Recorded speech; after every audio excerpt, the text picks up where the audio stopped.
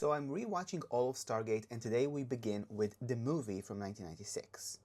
My overall impression from this movie is that it still works, it's still sci-fi, and I really liked it, even watching it now in 2025, when we have so much new technology and things are advancing in other ways like AI. Because this movie has a dated element, it still holds up, I think.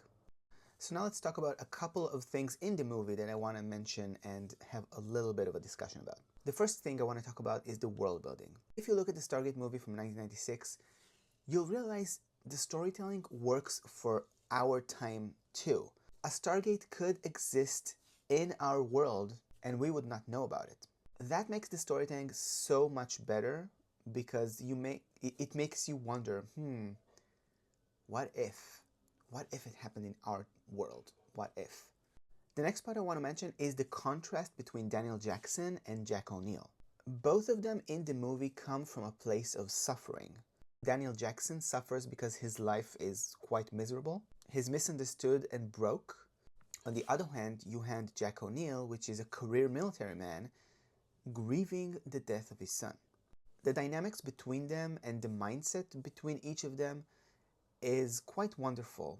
When they step through the Stargate into a new world, Jack O'Neill is still in his mind about completing the mission, while Daniel Jackson, on the other hand, thrives with the locals, opens up, finding love.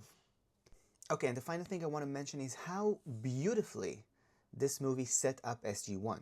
The movie introduced the SGC, and it transitions beautifully into the pilot, where in the pilot they decide that there are going to be multiple SGC teams stepping out through the gate to find new adventures for Earth. So overall, I love this movie. It still holds up in 2025. You should definitely watch it if you want to get into Stargate, because that's the point of origin. That's the what started it all, and you have to watch it. Okay, so that's my review for today. Tomorrow we begin with the pilot, and I'll see you at the gate. Bye for now.